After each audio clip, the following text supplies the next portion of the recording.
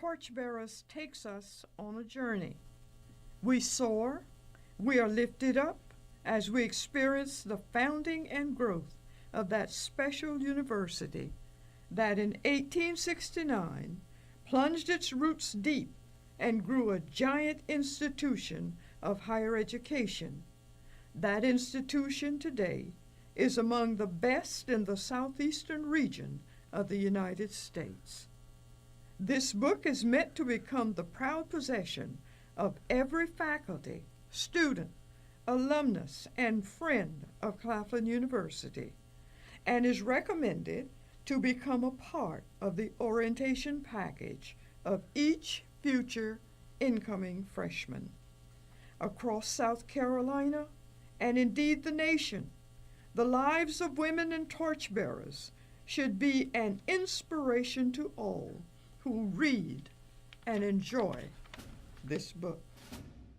Our journey to the present-day Claflin University began before the university's founding in 1869.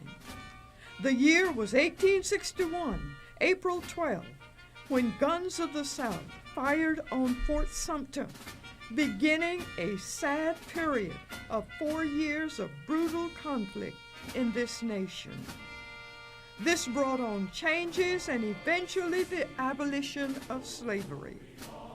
While men fought heroically in the battles of this war, women, many of them, played equally significant roles during, prior to, and after the period of change. Sojourner Truth, for example, epitomizes the agony and hardships of the time through her famous work, Ain't I a Woman? Look at me, she exclaims. Look at my arms. I have plowed and planted and gathered unto barns, and no man could head me. And ain't I a woman? I could work as much and eat as much as a man when I could get it, and bear the lashes well. And ain't I a woman? I have borne 13 children, and seen them most all sold off to slavery. And when I cried out to my mother's grief, none but Jesus heard me. And ain't I a woman? Another giant in forward movement, Harriet Tubman, through her Underground Railroad, successfully delivered more than 300 slaves to freedom. After her own escape from slavery, she is said to have observed, I looked at my hands to see if I was the same person now that I was free. There was such a glory over everything. The sun came through the trees and over the fields, and I felt like I was in heaven. There would never have been a successful Underground Railroad had it not been for pioneering white women like Susan B. Anthony, who opened her home to fleeing slaves and devoted her life to the anti-slavery movement and women's rights.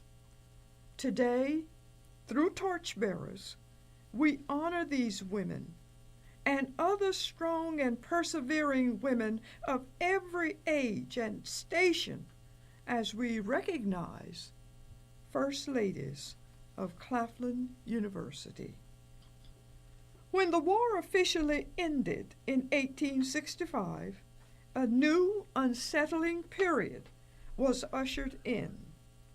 Among the problems, education, particularly for a newly freed population, and thus began the incubation and birth of Claflin University. When elite white girls from South Carolina and surrounding states abandoned the Orangeburg Female College in Orangeburg in 1861, they did not return, and this handsome campus and facilities became Claflin University. The new university was entrusted to the helping hands of 8 first ladies from Laura A. Peasley Webster, 1869, to Alice Carson Tisdale today. No ordinary university, Claflin began above the fray. While the trip from yesterday to today was not always smooth, the journey has been nothing short of fantastic. Thanks to the persevering efforts of its founders and staunch supporters, Claflin University has experienced the gratification of outstanding growth.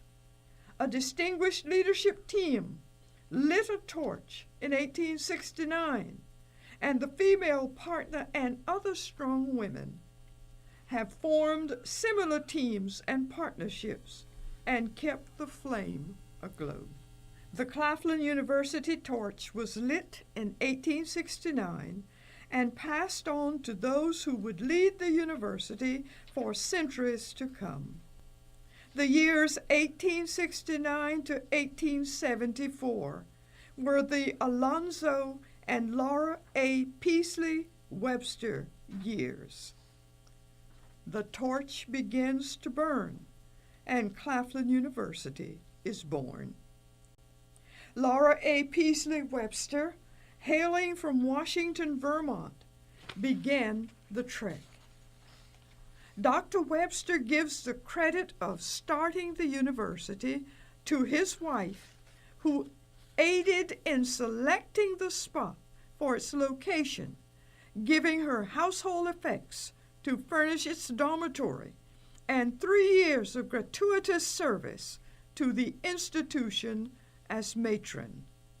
Laura A. Peasley Webster, the gracious, visionary, hard-working First Lady, pioneering for Claflin from 1869 to 1874, bringing education and pride to a newly freed people of South Carolina, breaking new ground for a new society, and the torch is passed.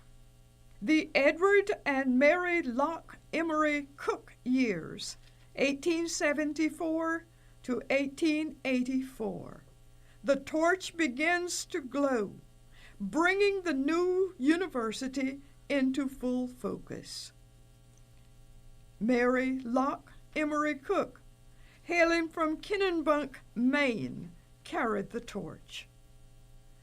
Mrs. Cook was noted for her devotion to students. At her funeral in Greenville, South Carolina, touching tributes were offered by former students of Claflin.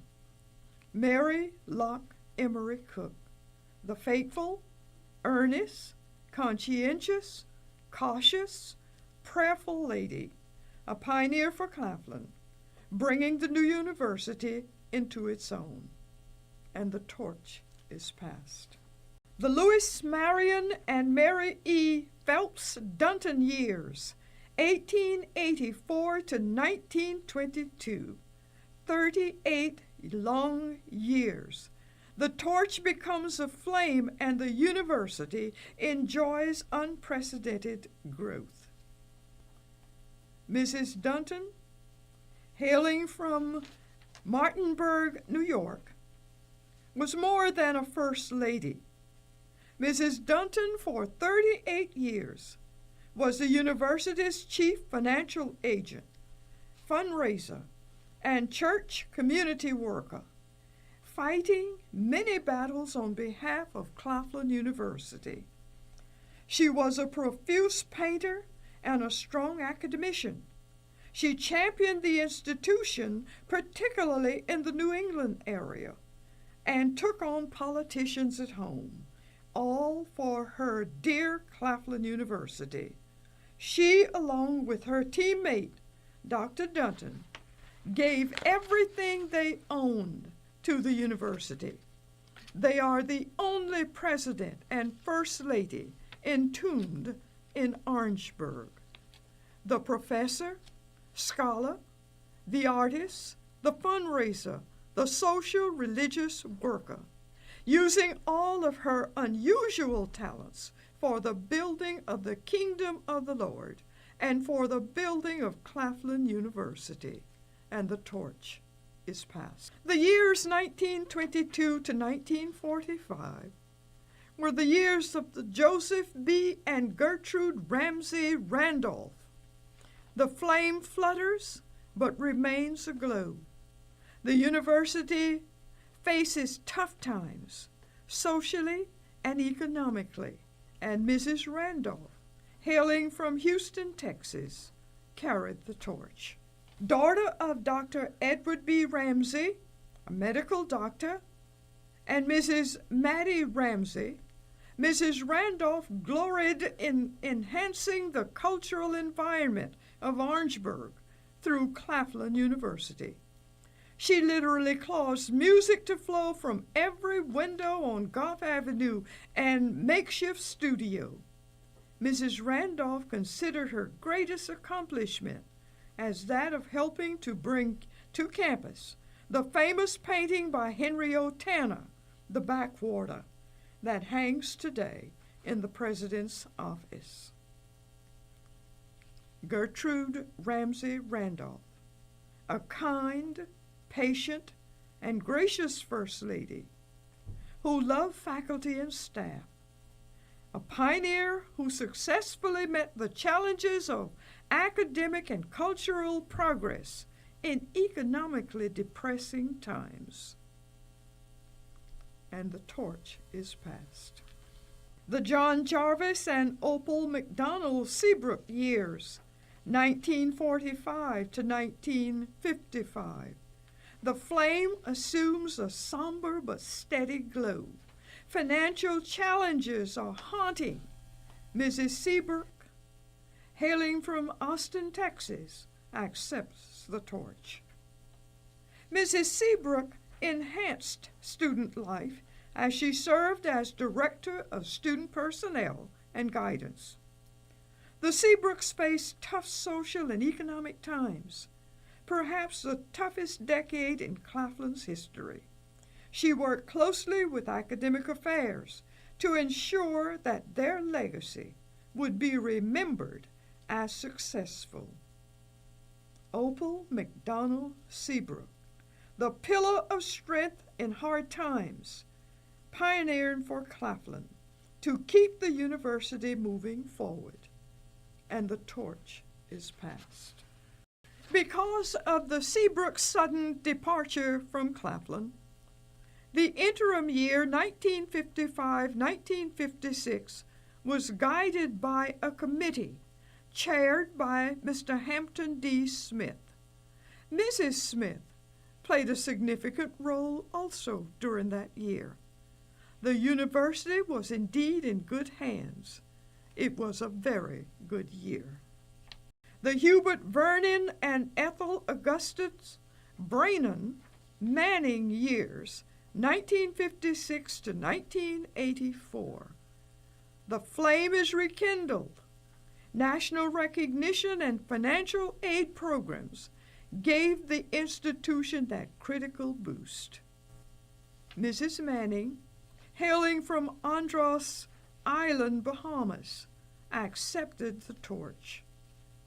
Mrs. Ethel Brannan Manning became the 6th First Lady of Claflin University. As she attempted to accomplish her many tasks as First Lady, family matron, student advocate, and faculty and staff staunch supporter, she lived by a covenant she made early on with God, and I quote, "I give myself completely to thee, God. Assign me to my place in thy creation. Let me suffer for thee. Give me the work thou would have me do." Unquote. She was known for ordering her life's work with almost total devotion to others. Dr. Ethel Manning, the family leader, university professor, advisor, confidant, and friend who excelled at the art of putting first things first, giving her strength to God, her divine guidance, and building Claflin University, and the torch was passed. The Oscar A. and Ethel Louis Rogers years were 1984 to 1994. Rekindled, the flame begins a new glow, and Mrs. Rogers from Vaughn, Mississippi, grips the torch. The Rogers came to Claflin to strengthen and expand foundations, academic, physical, and community. Coming from a military background, she was a Navy wave. Mrs. Rogers plunged deep into the accomplishments of the university's mission and goals: to increase endowment, to increase student enrollment, expand student internship, establish a Hall of Fame, retire existing mortgages, and more. Her push to recognize others became one of her defining traits. Accomplished manager, gracious hostess, strong student staff advocate, beloved teacher, Mrs. Rogers used all of her talents for the building of Claflin University, and the torch was passed. And then came the Henry N. and Alice Carson Tisdale years, 1994 to present. Mrs. Tisdale accepts the torch. The flame becomes a lustrous aluminum beam, ushering in a period of university transformation. Mrs. Tisdale, hailing from Dover, Delaware, gave the torch a new and steady glow. A woman of many talents and responsibilities, Alice Carson Tisdale embraced her role as First Lady with enthusiasm. But beyond that, she found out very quickly that her role was undefined. So she set about the business of redefining the exceptional task of being a successful First Lady. In the process, she got to know the community. She literally opened the doors of their residence to students, day or night. And she gave serious attention to developing the academic honors program into a regionally recognized outstanding honors college. Wherever she went, she provided that all-important added touch. On many fronts, she launched efforts that resulted in creating a stimulating and rigorous learning environment at the university. In other words, her legacy will be remembered as bringing 3 capital C's to Claflin University: commitment, color, culture. Pioneering for Claflin, making it a special place since 1994. After 2 decades at the helm of the university, Mrs. Tisdale still holds the torch.